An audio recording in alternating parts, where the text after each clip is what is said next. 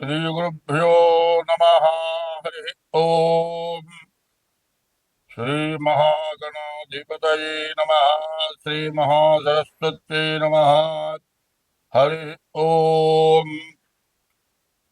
रामगुणाभिराम रघुराम पराक्रम भीम जानकी राम प्रपन्न राम बुधरंजित नाम सुकाम निष्कामयतन्तु భక్తి మనసా గురుపాదములాశ్రయింపుమా ముదమున పారిజాత తరుమూలమున అతి సూక్ష్మ రూపుడై హృది రఘువీరు నామమును ఎప్పుడు చెప్పను చుచు రామ భక్తులం బదలక బ్రోచుచుండు గను వాయుతను దునితిరాదు నీయదను దలంచి భక్తి కుమతి గురుపాదములాశ్రయింపుమా చిత్తశుద్ధిగా నీకు సేవ చేసదగా నిప్పుడమిలో జనుల మెప్పులకుగాదు జన్మ పావనతకై స్మరణ చేసదగా నిస్సాటి వారిలో ప్రతిష్టలకుగాదు ముక్తి కోసరమునే మృక్కి వేడదగా నిర్దండి భాగ్యము నిమిత్తంబు కాదు మిమ్ము పొగడను విద్యనే స్థితినే కాది కుక్షి నిండెడి కూటి కొరకుగాదు పారమార్థికమునకునే పాటుబడితే కీర్తికి నపేక్షపడలేదు కృష్ణవర్ణ భూషణ వికాస శ్రీ ధర్మపుర నివాస దుష్ట సంహార నరసింహసురిత దూర 2025 సంవత్సరం మే నెల 1వ తారీఖు నుండి మే నెల మాస ఫలాలు మే నెల 6వ రాశి కన్యారాశి ఫలితాలు చెప్పుకుందాం. ఈ కన్యారాశికి రాహువు కుజుడు తప్పితే ఏ గ్రహాలు బాగాలేదు.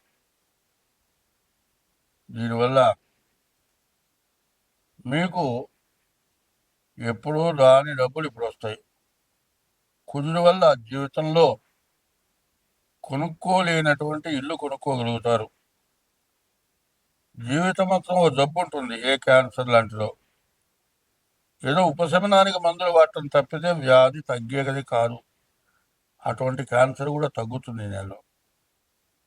తర్వాత రాహు వల్ల నీవు ఇచ్చినవి కానీ నీ తల్లిదండ్రులు ఎవరికో ఇచ్చి ఉంటే అవి రాక కానీ, లేకపోతే మీ ఆస్తి ఎవరైనా కబ్జా చేసి ఉండి వాళ్ళు నీకంటే బలమైన వాళ్ళు ఉండి కోర్టులో దావా చేసినా కూడా మీ ఆస్తి మీకు స్వాధీనం కాక ఇబ్బంది పడుతూ ఉంటే ఈ నెలలో మీ ఆస్తి తిరిగి స్వాధీనం కావటానికి అవకాశం ఉంది.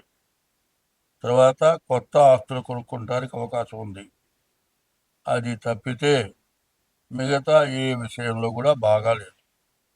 విద్యార్థులకు కానీ, వ్యాపారస్తులకు కానీ, ఉద్యోగస్తులకు కానీ, మరి ఇంటికి సంబంధించిన వ్యాపారస్తులు కానీ, గుడ్డలు కానీ, బంగారం కానీ, ఇటువంటి వ్యాపారస్తులకు ఎవరికి కూడా పూర్తిగా బాగాలేదు.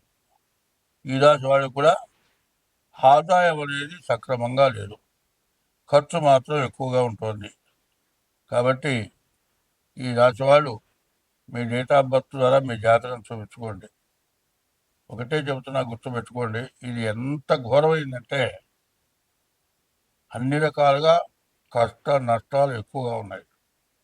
ఈ నష్టాల టైంలో ఏమవుతుందంటే వెళుతూ ఉండగా బొటన వేలుకో దెబ్బ తగులుతుంది, ఆ గోరు కదులుతుంది, ఊడిపోయేంత పరిస్థితిలో కదులుతుంది, రక్తవారదవుతుంది.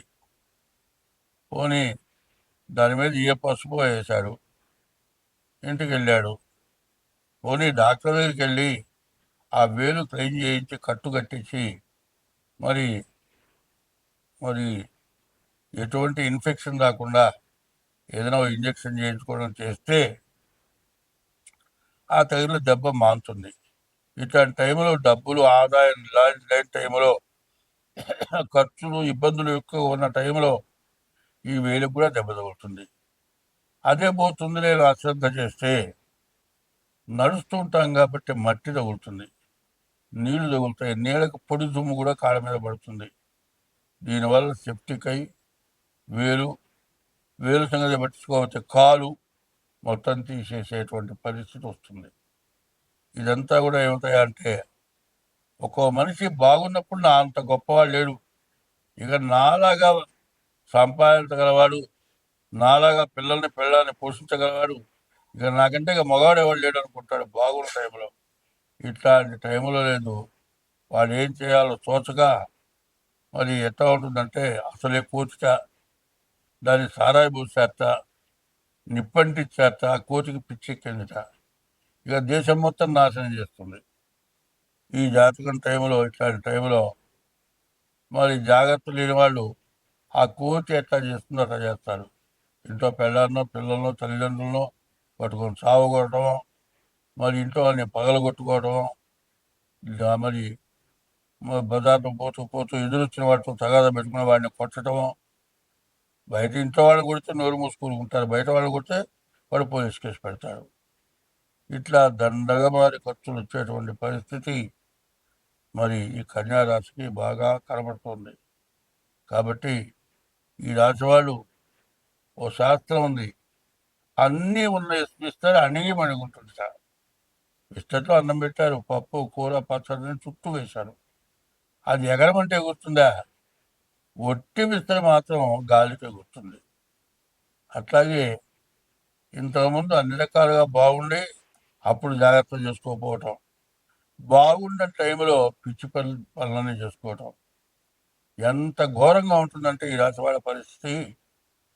ఏదో అర్జెంటుగా పోవాలి, గబగబా సర్దుకుంటూ ఉంటే ఈ లోపల ఎవరో ఏదో పని చేస్తారు, అన్నీ చేస్తారు. చెడు ప్యాంట్ వేసుకుంటాడు, బనీను షర్ట్ వేసుకుంటూ పోతూ ఉంటాడు.